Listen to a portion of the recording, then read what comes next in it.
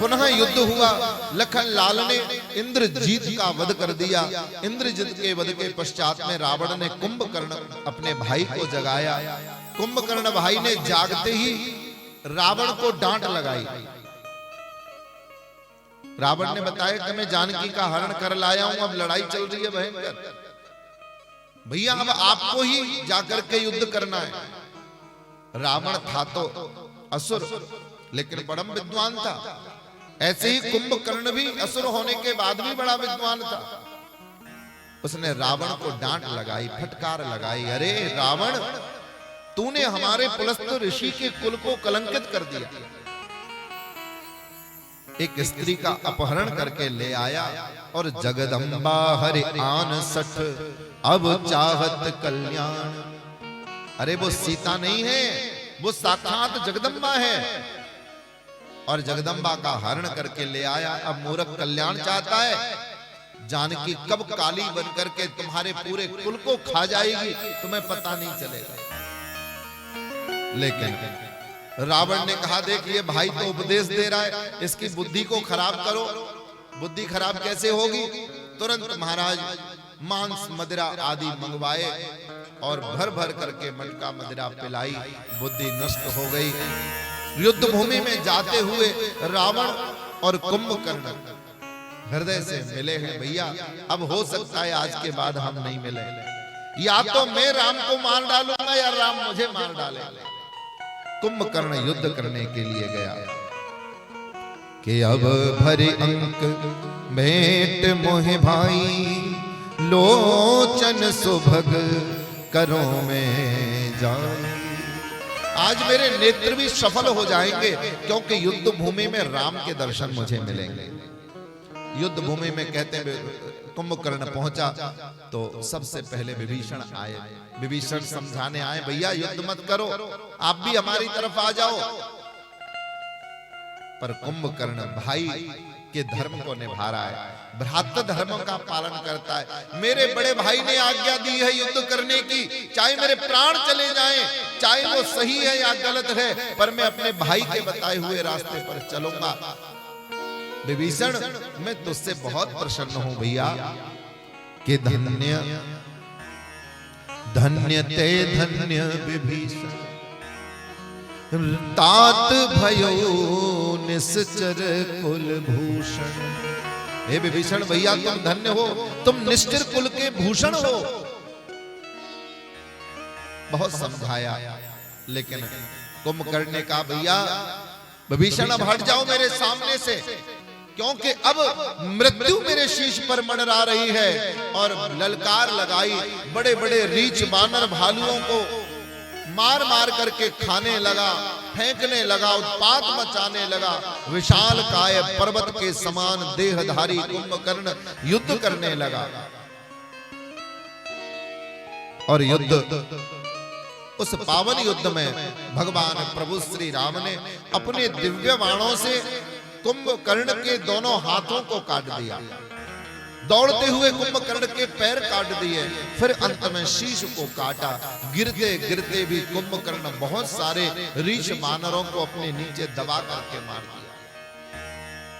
भाई के मृत्यु की खबर सुनकर के रावण बहुत दुखी हुआ, और अब अंत में रावण भी स्वयं युद्ध करने के लिए आया है।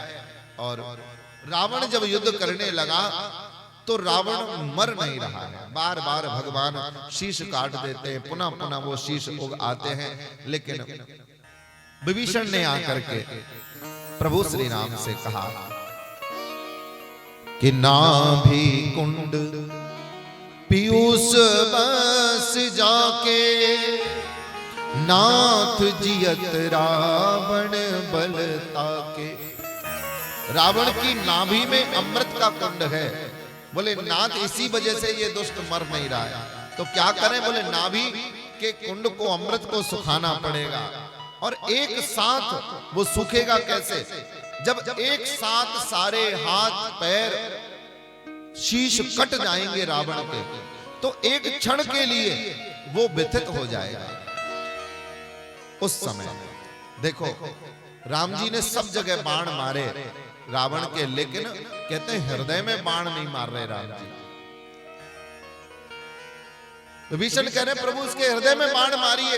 राम जी कहते इसके हृदय में बाण नहीं मार सकता। रावण दिखाने के लिए दुष्ट था, पर अंदर से कैसा था? कहते रावण ने कभी भी कुदृष्टि से नहीं देखा। रावण ने देवी के रूप में, भगवती के रूप में माता सीता को अपने हृदय में बसा रखा है। और रावण ने जो जानकी जी के हृदय को अपने, जानकी जी के स्वरूप को अपने हृदय में बसा रखा है, इसी वजह से राम जी बाण नहीं मार रहे। लेकिन मन विचलित हो जाएगा तो ध्यान भी टूट जाएगा, तब मर सकता है रावण। अब भगवान ने पूरी तैयारी के साथ खेच सरासन श्रवण लगी, छोड़े सर 31। भगवान ने एक साथ 31 बाणों का संधान किया। 10 शीश के लिए, 20 भुजाओं के लिए और 1 नाभि के लिए। कि खेच सरासन श्रवण लगी, छोड़े सर 31। रघुनायक सायक चले, मानहु काल फणीस। सियावर रामचंद्र के। एक साथ 31 बाण सर्प की तरह चले और रावण के 10 शीश काट दिए, 20 भुजाएं खंडित कर दी। और नाभि में अमृत कुंड में जब बाण लगा, रावण उसी समय कटे हुए वृक्ष की तरह रणभूमि में, युद्ध भूमि में धराशायी हो गया।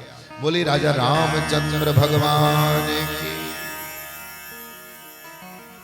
प्रभु श्री राम ने घायल रावण के पास में लखन लाल को शिक्षा लेने के लिए भेजा है। बोले देखो, किसी भी विद्वान से शिक्षा मिले, अच्छी बात सीखने को मिले ना, तो उसे ले लेना चाहिए। नीति शास्त्र सीख करके आए रावण से। रावण कहता है सिखावन देता है। बोले देखो, कभी अपना भेद मत बताना किसी को। मेरा भेद पता था मेरे भाई को, मेरा भेद पता था, इसीलिए राम जी मुझे मार पाए, वरना कैसे मार पाते।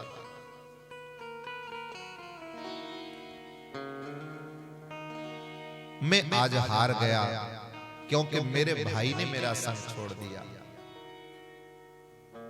राम जी जीत गए क्योंकि उनका भाई उनके संग था।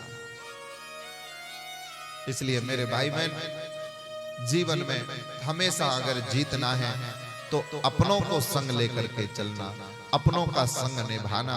मुसीबत आए, किसी के ऊपर दुख आए, तकलीफ आए, भगवान ने अगर आपको सामर्थ्यवान बनाया है और आपकी स्थिति ठीक है, अगर आप कुछ कर सकते हैं तो अवश्य करिएगा। कुछ नहीं कर पाओ ना, तो माता के चरणों में प्रार्थना तो जरूर करना। आपकी प्रार्थना से, आपके सहयोग से ही वो व्यक्ति कभी हारेगा नहीं, वो जीत जाएगा। जीवन में जो उसे चाहिए वो प्राप्त कर लेगा। कथा का यही सार है कि जीवन में मर्यादा को लेकर के चलना। राम जी की जो मर्यादा है, राम जी ने जो सिखाया है, उस सीख को हम अपने जीवन में उतारेंगे, तभी हमारी ये राम कथा सार्थक हो पाएगी। भगवान श्री राम ने रावण का वध करने के पश्चात में सुंदर स्वरूप से लखन लाल को भेजा।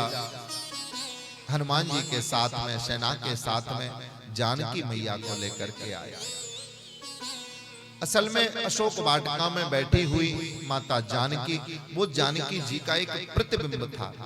असली जानकी तो अग्नि में वास कर रही थी पूर्व से ही,